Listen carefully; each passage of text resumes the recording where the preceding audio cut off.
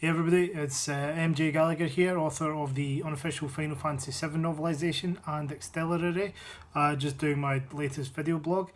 So what have I been up to the last couple of weeks? Well, kind of coming from Scotland, or the central belt of Scotland in the UK. As with most of the UK, we were quite badly affected by snow, which was dubbed here as the Beast from the East. Usually I find these names pretty silly, but we were very heavily affected. I even managed 2 days off work. I think the kind of area that I live in was one of the worst affected in the UK.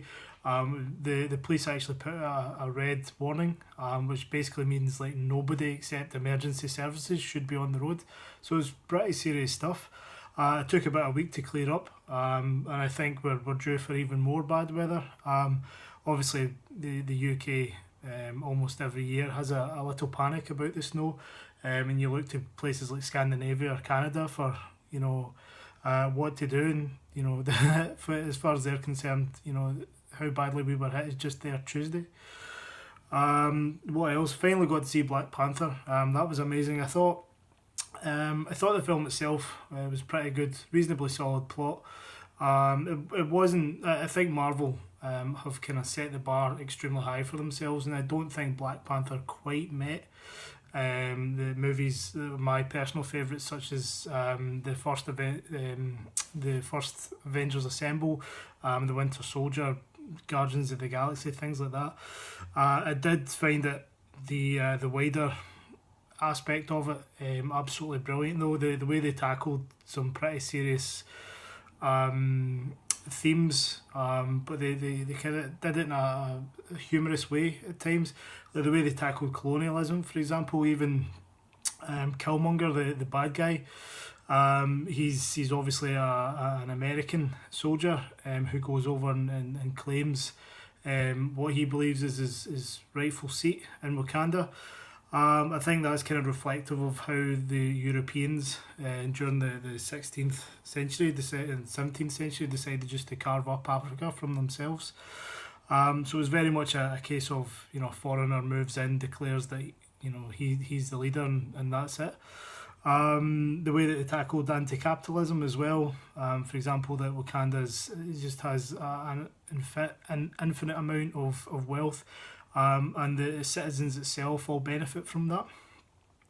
I also felt that the obviously the kind of the racial aspect of a black superhero, an African superhero. I thought that was great, but I felt that there was definitely more to it going on. I felt that the female characters in particular shone through. I actually felt that Black Panther did more for females than Wonder Woman did, weirdly enough. I felt that it was far less forced, but it made a better impact. T'Challa's sister, Shuri, in particular, I thought was amazing. An amazing character. It was just basically a female Tony Stark. So I thought she definitely got the biggest laughs from me in the film. I think overall I would probably have given it a 4-star rating, but definitely just the implications that it's had on Hollywood, can't be understated, and for that I'd certainly commend it. So what else? I got a package through from Crimson Sun, which I wasn't expecting, but it was absolutely brilliant. She did some original art, some Zack art for me, which you can see here.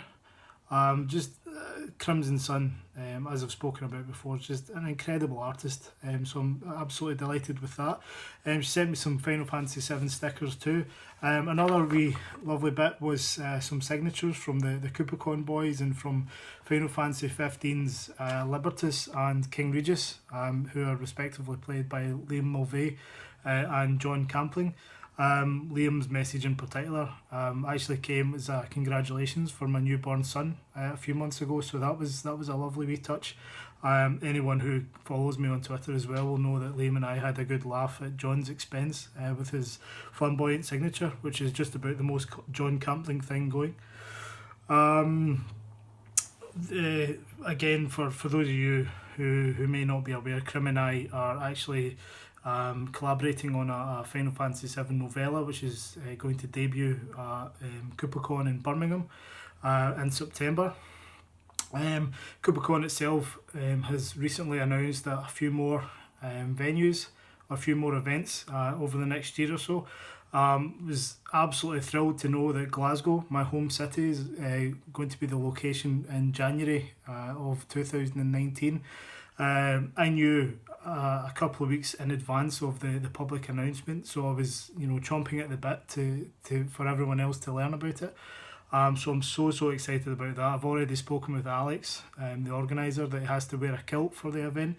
I certainly will be wearing a kilt for the event, and I encourage anyone else that's going to wear a kilt to the event. It'll be absolutely brilliant. They've also mentioned that there will be another London event in 2019, probably towards the end of the year. Also, they've got Vancouver coming up in a couple of weeks. The other Canadian event will be Toronto in December, which they've announced that the evening event is going to be a gold saucer theme.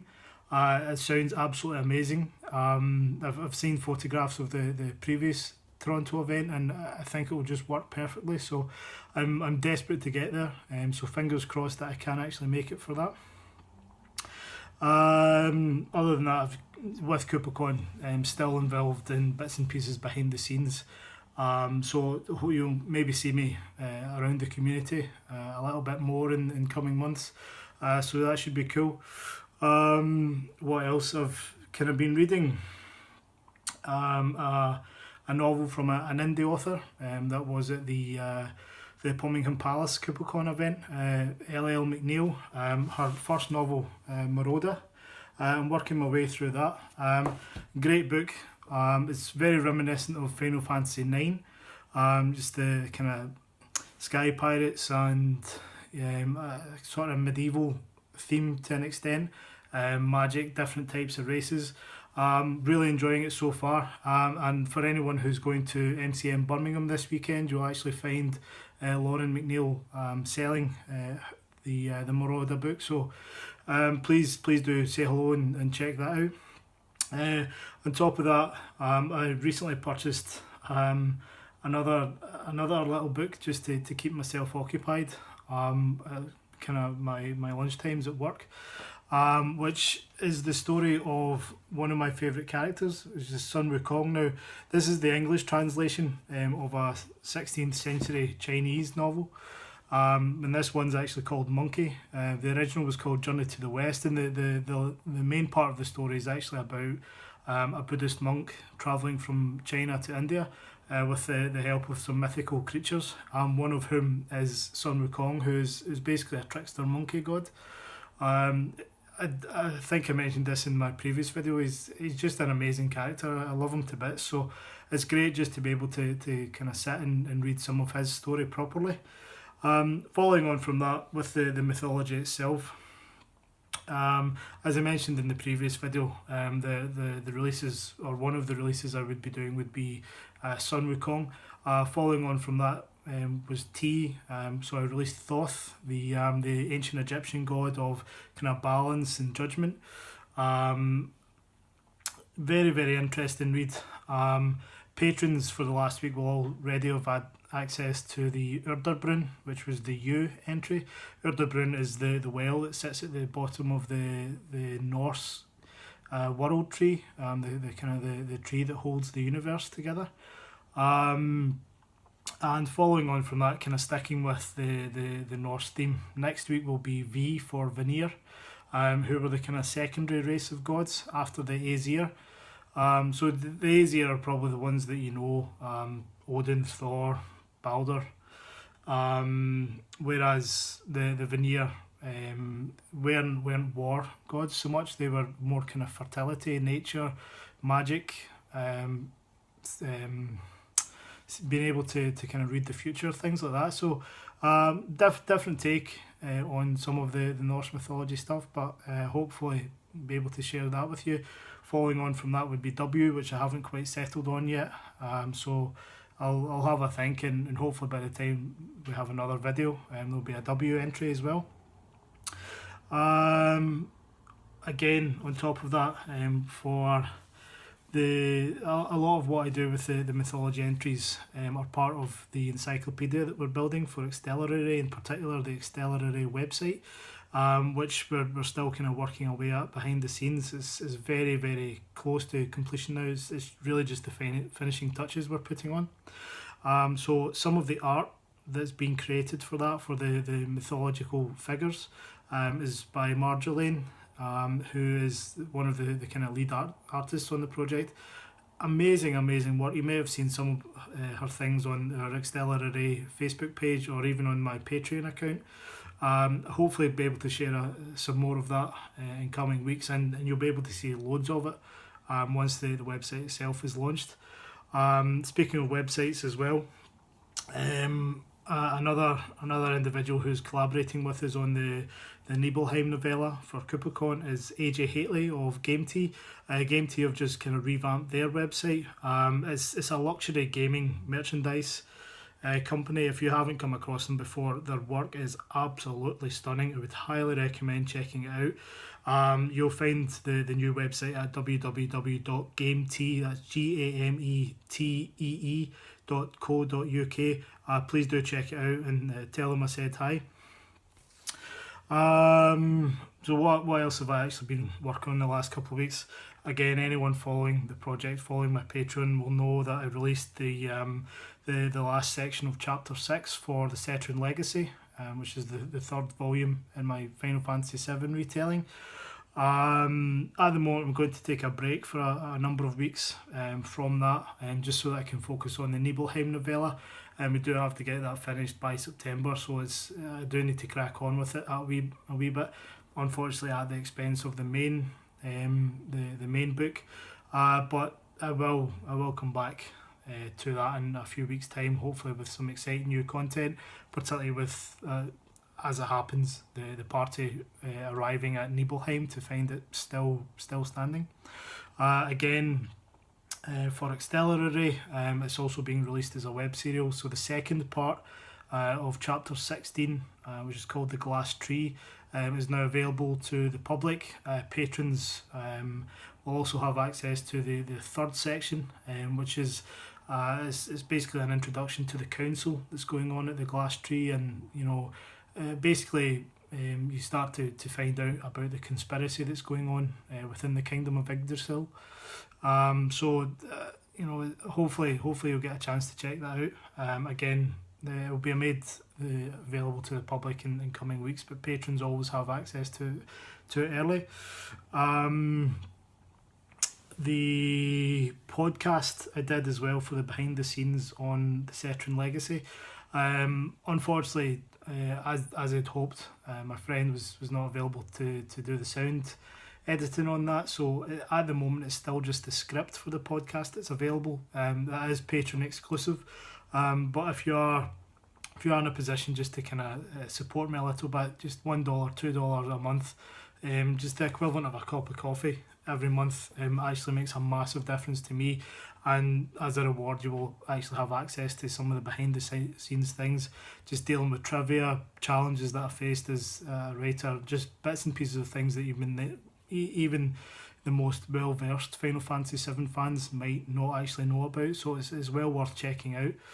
On top of that, patrons who support me each month and actually pledge $20 or more, most months I kind of send out handwritten postcards, so those are ready to go out.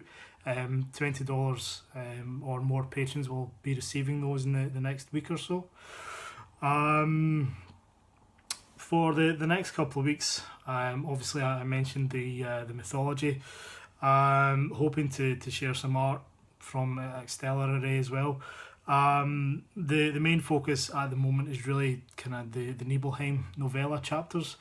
I may share some of it with the public, but for the most part, as exclusive to CooperCon, so we don't want to release too much in advance.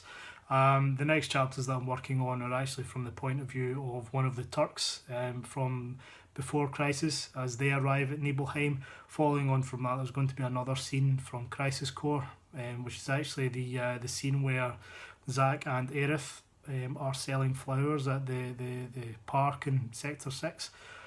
So it's really just to kind of build a bit of their relationship, to touch on, you know, why Aerith is important, and, you know, Zach actually has a reason for wanting to get back to Midgar at some point, you know. There's a connection there, and obviously it ties in with Sung as well, who monitors Aerith. Beyond that, it's just cracking on with whatever. But if you have any questions, any comments, please don't be afraid to email me, or get in touch. My email address is author@accelerarray.org. The best way to get in contact with me is either through Facebook or Twitter. My Twitter handle is FFVII Novels, and probably just the Final Fantasy VII novelisation page on Facebook. Just search for that and it'll come up. But for now, take care, and I'll speak to you soon. Cheers, bye.